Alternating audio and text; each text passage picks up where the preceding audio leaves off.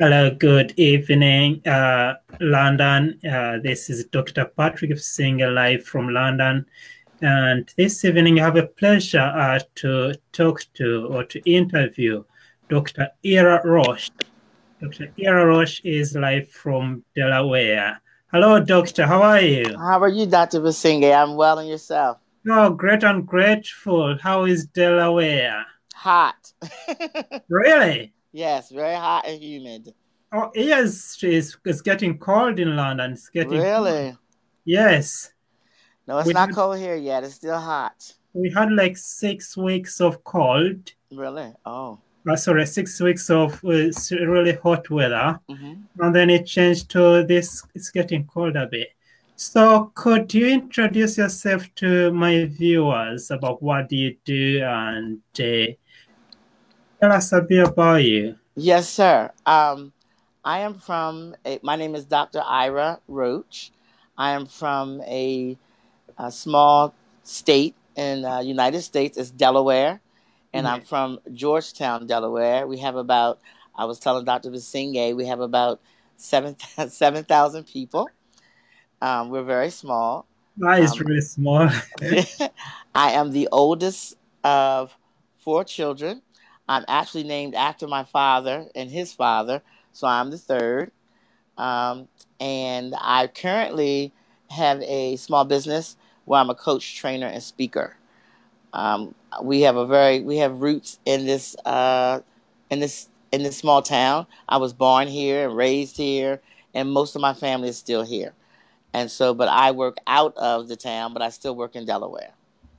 Oh, that's amazing. So you work in Delaware, you're a speaker, you're a trainer, you're a coach. And what are the kind of people do you help? What kind of people do you help in terms of coaching?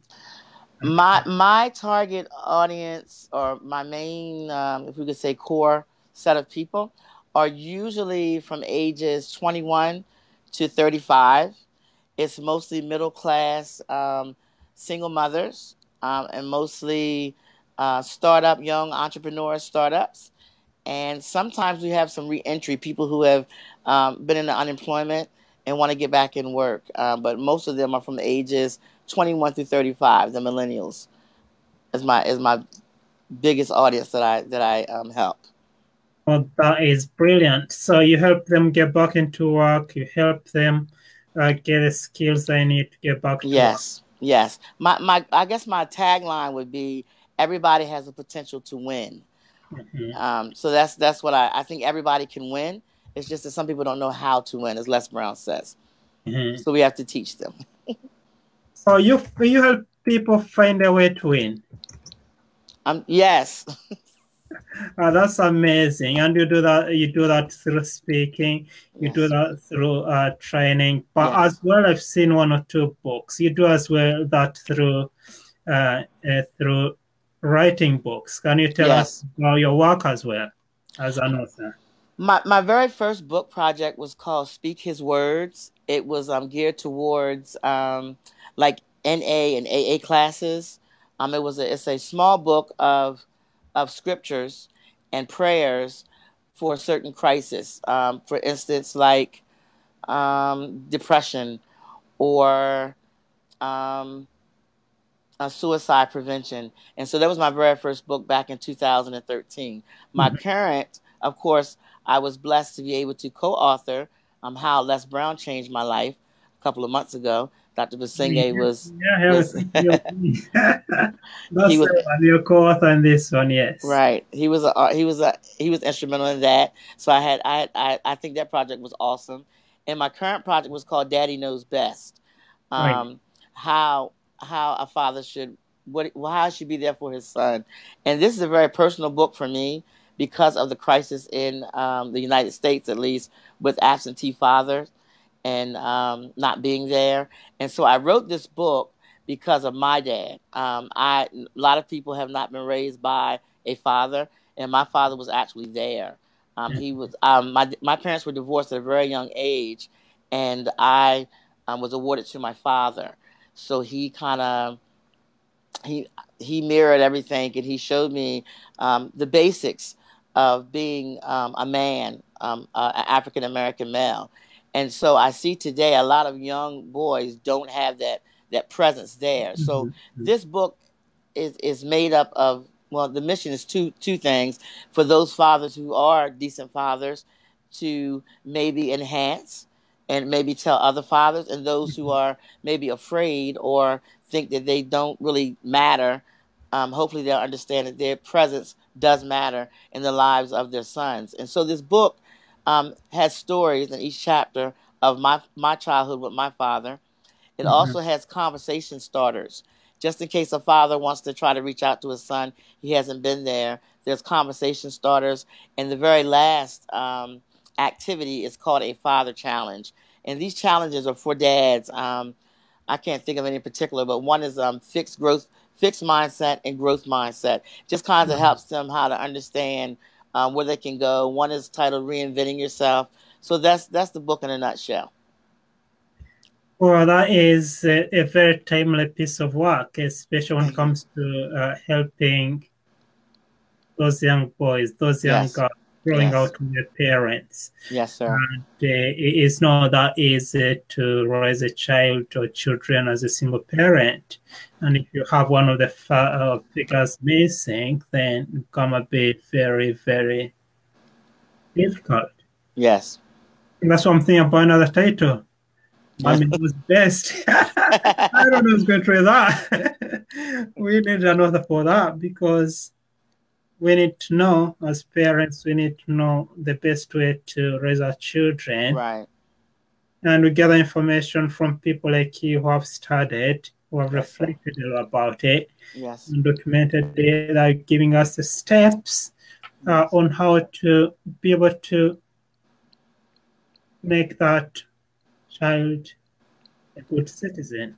Yes, sir. Yes. So that is amazing work. Thank you. In that book, you talked about the relationship with your dad. So what one thing would you leave or give to our parents watching this evening in terms of the best way to bring up their children in this kind of world we live in? I think the greatest gift a father could give to his son or daughter, I do believe, would be something that I see lacking, and that's self-awareness. And I think that one thing my father did to me was he affirmed who I was. He told me that, you're short, but you're strong, and our family is fast, and we're courageous, and you're a leader. And that's one statement he said from, 5 going up. Be a leader. Don't be a follower. You need to be a leader. You need to be a leader. You need to be a leader. And I do believe, I look around, and even people my age, they don't know who they are. And of course, as you all know, even in the Bible, we have Jacob, who had to definitely name and affirm his sons. And I think it's so important that if the best thing parents can do, even if there's a single mother, and not have a husband or anybody else, find someone who can affirm your son and tell him who he is. I think that's the greatest gift that any parent can tell their child, because they're going to hear from other people, but when they hear from their parent, hey, it's a jackpot. I can do it. My dad and my mom said it. I can do it, especially the fathers, because it's something how in the Bible, of course, if you don't mind, it says how the men dominate the earth. And I just believe it's all a part of shaping our sons and our daughters and telling them who they are, so they'll know, and they won't have to hear it from another source that is kind of toxic. So I think that's the greatest gift, that affirmation. And actually, what you're saying, and I do believe it strongly, because that's, to me, that's the first step to greatness. Yes. First step to greatness is to know who you are. It's know who you are. And the ancient philosopher said it all. Socrates, know thyself. The ability to know oneself is very important. Yes, sir. If you don't know who you are, then you can't become anyone. Yes, sir. People make who they want you to be. Yes. That's not really who you are. Yes, yes. You need to be able to discover yourself. Yes, sir. You want to discover yourself, and once you discovered yourself, you know who you are, you know your gifts, you know your strength, you know your weaknesses, then you're able to take the whole of you forward to the Yes. next level. Yes, so I Yes, do. sir. It's a very important gift that we're giving our children because they do as well work in a very metropolitan town, very, very close to London. And I meet young people who deny their origin, for example. Yes. Oh, my dad comes from somewhere in Africa. Yes. I come from here. Right. So you come from where? Where? Here? Right. Where? You know? So they don't want to associate with their origin. Mm-mm. But first, you need to be able to appreciate your Yes. origin, appreciate your belonging, Yes, sir. identity. Mm-hmm. That gives you a lot of energy. That gives you a lot of belief in yourself because you do really believe who you are and you're happy in your body and your skin. Yes. You're able to move forward. Otherwise, the challenges of life will knock you down. Yes. Yes. So it's great that you had a supportive parent or dad Yes. who helps you do that. But I do believe as well, maybe during that journey, you had challenges. Yes. You had challenges as an Yes. adult. Can Yes. you let us share some of those challenges and what you learned from those challenges? Because I see you today as an author, as a speaker, as a coach, as a trainer. You are someone who has not just gone through the challenges, but grown Yes. through the challenges. Thank you. You've risen above. You haven't made them your standard. Yes. So can you share with us how some of those challenges and how you overcame them? I'm going to start when I was a young child. Mm-hmm. As I stated, I was very short. Very short. And so my dad had to prepare me, to say, but you're strong and you're courageous, because he knew, I guess, I would face maybe some bullies Mm-hmm. because I was so short. And so, but mostly everybody liked me when I was in elementary. So I went to junior high, and there was something else. And I remember the adverse effect of having a father that affirmed you. You want to be like him. Mm-hmm. I want to be everything like my dad. And I noticed when I got to junior high, I was not. In some ways, my voice did not get deep like my dad's, and I couldn't do certain things like my dad. So I started, wondering. He told me I'm this great person, but I'm not him. And that's when the bullying started, because it would appear, because I had a high voice, that I was weak. Mm-hmm. And I couldn't be this leader that my dad had said. And so I became withdrawn and isolated because I was being teased about this high voice. And so I would not talk to anybody. I hated who I was because of my voice. So I didn't like me. So all through junior high, I didn't like me, but I had in my mind, my dad said, but I'm strong. I can fight. And so I started becoming this person that was violent. I would, oh, you're talking about me, are you? I'm going to beat you up. And so I fought, and I was angry, and I hated everybody, and I didn't like school, and I hated middle school, and I just did not know who I was. And I got to high school, and it was the same thing. And, eventually it was, I don't know why I'm here. Why did God make me? Why did you do this to me? Why did you make me like this? I just should not be here. And our family was very religious. And so we were always in church. And can you believe that even in the church, I didn't feel the support? I didn't feel I was good enough. I didn't feel I was good enough. I hated me. I was not, I was unique, but I didn't understand it. I'm supposed to be unique. There's something special about me. There was a greatness. I didn't know that because nobody told me. And so moving up into my teenage years, I tried to commit suicide several times. It never worked. I even got to my 20s, which is so important as we're going into this life change with the Les Brown and really getting around people now. I still tried to do it. I hated who I was. I dealt with that low self-esteem and depression and suicide ideation all the way up to the age of 30. I even got married at the age of 26. I should not have. but because I couldn't love anybody else without loving me. And it wasn't that it was a bad marriage, but I wasn't complete. I didn't love me, so I couldn't love anybody else. And I remember finally going through life thinking, you take one step and you get knocked back 4 steps. And so I lived in this victimization, this world, because everybody always picked on me. Everybody always bullied me. So I kind of had a victimized mentality. I didn't realize that until I really started the journey on self-awareness and self-discovery. And so in the self-discovery and self-awareness, I had to think about an old saying that everybody says. If you try to do the same things and you expect a different result, that's insanity. And I was trying to get out of this, but I was doing the same things, expecting a different result. And so finally, I'm going to move it up. Maybe 2015, I was in my 40s then, had been divorced and didn't know who I was. I entered the 40 age, and who am I? I'd helped a lot of people and mentored a lot of young men, and it just wasn't enough. There had to be more for me. Even as a minister in the church, I would help others and make others feel happy, but really on the inside, I was not happy. But I didn't want to tell anyone because we weren't supposed to do that. We weren't supposed to be transparent and tell people you were hurt.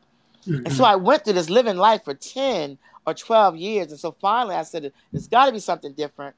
I invested in a coach. I got life coach training some years before, but I never implemented, never used it. And I invested in a coach. And the first challenge he gave me was to think about a question. He said, if you are who everyone has told you are, who will be you? And I said, wow, I don't know. I didn't know who Ira was. I'd got a doctorate, I got a master's, and I still did not know who Ira was. That was what people told me I should do. And I listened to him, and I went through a 6-month training course with him. And I said, I got to be ready now. I got to be ready. I can do it. I can do it, And somewhere I did not implement it because I was so afraid. Well, I can't go out here. Look at this voice of mine. They're going to do the same thing they did in middle school. And so I was afraid. And I'm going to wrap this up in a nutshell. I finally came in touch with the Les Brown Institute. So 2 years before, I was supposed to have been joining, and I did not because I was afraid to meet new people. I was afraid to do new things. And that's, I had to know who I was. And to be great, you got to get around great people. Yes. And so this coach of mine told me that you got to change your surroundings. He said, you're going to be upset, but you're going to have to cut some family members off. Not cut them off and not love them, but if you're trying to go somewhere, you're tired of living this life and you want to be somewhere else by the time you reach a certain age, you got to get around a different set of people with the mindset. You got to get around people with a renewed mind. And he said, it's not going to be easy, but you have to be around great people to be great. And so I changed my direction, and I got to the Les Brown Institute, and I remember going in April of 2018, and it changed my life. And so I already had some things already in play, but now I'm implementing them. And so I'm around those people.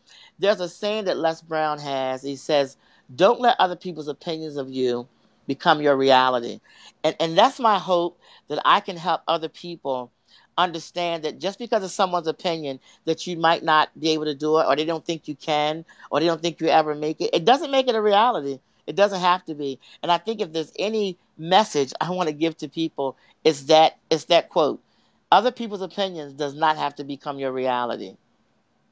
Oh, that's amazing. Thank you much for sharing that part of your life with us. That story is very powerful. Thank you. And as well, life-changing for the viewers, ladies and gentlemen, in case you've just joined us. I'm talking with Dr. Thank you. Dr. Roach, live from Delaware. And he's sharing his life. He's telling us how his life has been changed by events. Going through how his dad helped him become who he is today. Yes, sir. And looking at the challenges that he went through, challenges to do with self-esteem, challenges to do with identity, and how he went above those challenges. And at this moment, you're saying that there are people and there are places that changed you. And Yes. the Institute is one of the places that changed you. Yes, sir. That you got around great people. Yes. And that is what made it possible to be who or what you're doing at the moment. Yes, sir. Yes. And as a matter of fact, in 2019, we have an event That's the that is one being held in in Canada. Yeah.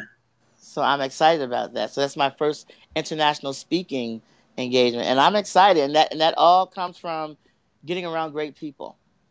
And that'll be an event with great people there. Who Yes, will sir. be in that event, and what's the event all about? Because some of viewers may be interested in coming. You can give us the dates. Yes, the date is June 29th and 30th of 2019 in Ottawa, Canada. We formed a group from the Les Brown Institute. After the certification, there was a couple of people we got together with Shadra, and we were on a phone call, and we called ourselves the Incredibles. And so the Incredibles are hosting this event. We are all basically on the same plane of trying to become a greater version of us. And we are on the stage with Todd Special and Antonio Smith Jr. Wow. And these are awesome people that were from the Les Brown Institute. Yes, and it's called Unlocking Your Powers. It's all about mental health, all about mental, emotional, physical, and spiritual awakening. And so we're looking forward to people coming. We have an Eventbrite where you can sign up. We have a special going on right now, an early bird special where you can actually pay half down and then pay another half at the end of September. So you can look for the LBU Incredibles event on Eventbrite, and that's where our information is. So we look forward to having you there. Oh, that's brilliant. That's amazing. And a very important opportunity for all of us who can make it to Ottawa in Canada to witness the Incredibles. Yes. And actually, there are lots of Incredibles, of course, like, for example, Antonio Smith. He wrote the foreword of my 7 Steps to Greatness. Oh, wow. Yeah, he did. He's awesome. There. Yeah, he is. And whoever's on the lineup is a great lineup of speakers. Yes. Before we do end the show, I just wanted to quickly check with you, because at one moment you mentioned about God. Mm-hmm. You mentioned about being a minister. Mm-hmm. So how did God enter your life and transform it? In 1993, yes. I'd always gone to church, if I could make sense, and say I never had a personal relationship or a personal experience. Mm-hmm. I've always gone off the grandmoms and the uncles, but in 1993, I was very broken. Remember, this was my 20s, so I committed suicide. I didn't think that even God wanted to use me, that he didn't want nothing to do with me. And I went to a church, a little small church, and this lady and her husband, she was the pastor, and she loved me.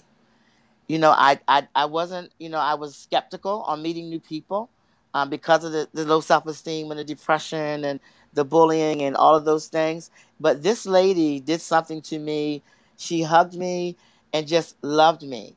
And she explained to me that, do you know that you almost make God angry because you don't like who you are? And I said, what do you mean by that? She said, because he made you. He created you the way he wanted you to be, in an excellent way. He made you fearfully and wonderfully. He took time and gave you that voice. He took time and gave you your height. He did that.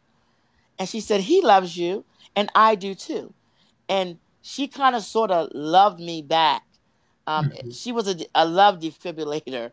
She kind of pumped me out of that darkness and that gloom and doom and victimization, and showed me that people can love me, and that I was not this kooky person or this person that God just wanted to throw away. And that kind of changed my life. It really did. So 1993 was my experience with the loving God, or the creator, or the universe, as some people say, that brought me that I am somebody. I was put here for a reason. And every day I wake up that I have a purpose. So that's when I first realized I did have a purpose. And my journey started then. Wow, that's amazing. So God used that woman to Yes. transform your life. Yes. Very much That so. is one of my favorite quotes or prayers from Saint Teresa of Avila. Saint Teresa of Avila says, God has no eyes but yours. God has no hands but yours. God has no ears but yours. Yes. God has no legs but yours. Mm-hmm. With your legs, God walks the world. With your hand, God touches the world. With your eyes, Yes. God sees the cries of the people. Wow. Yes. So That's that prayer is very powerful that God is using that woman to change your life. yes. I think of what you might have done differently. That's why you wouldn't be here. Right. So because of that lady, God used that lady Yes, to he did. change your life. And now you're living your life as an example for others. Yes. There is hope beyond the challenges of life. Yes. How can people get in touch with you to tap into your greatness, to tap into the support that you might offer them as America's number one leading Yes. leadership expert? Yes. I have a website. It's www.driraroach3.com. And Yes. it's driraroach3.com. And I also have the same name for Facebook and Instagram and Twitter. Lovely. Yes. So on that website, they can get all the information they have. They can get your email, phone Yes. number, call Yes. you for the support. Yes, sir. Yes. And as well, they can get your books. Yes, sir. The Daddy Knows Best should be out on Kindle version in a couple of weeks in September. And so they'll be able to enter in Kindle, and then in the middle of September, the actual book will be published. That is amazing. Looking forward to reading a copy of that. Yes. That is best. Yes. Yes.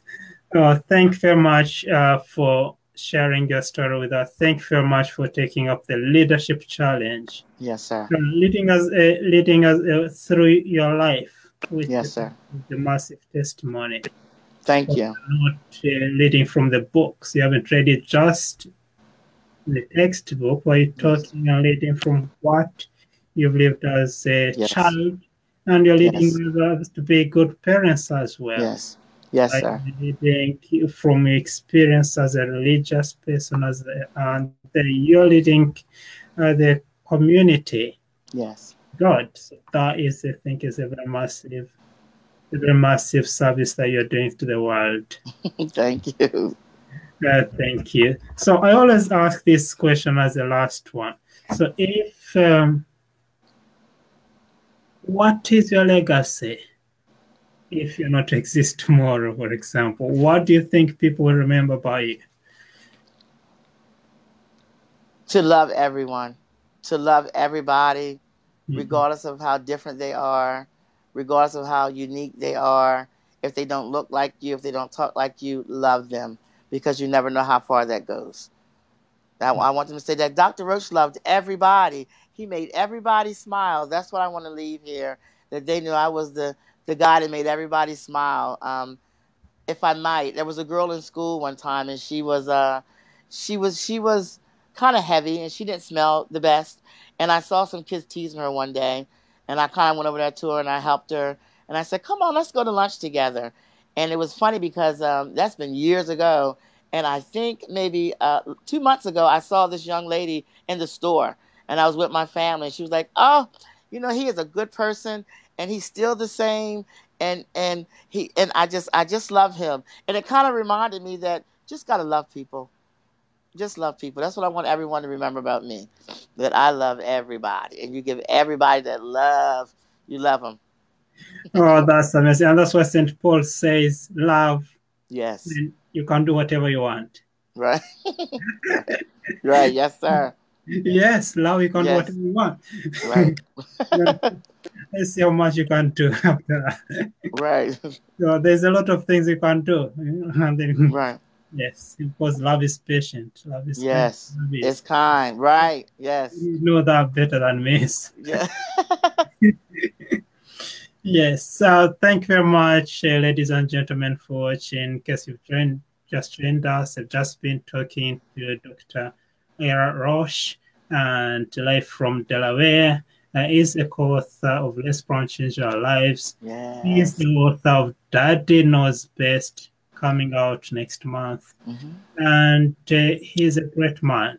Get in Thank touch you. with him. He'll be speaking at various events, including one in Ottawa in June. Yes. Get in touch, and you'll have a chance of seeing him live. Oh, thank you. Yeah. Thank you very much. You have a good. Thank you. Thank you.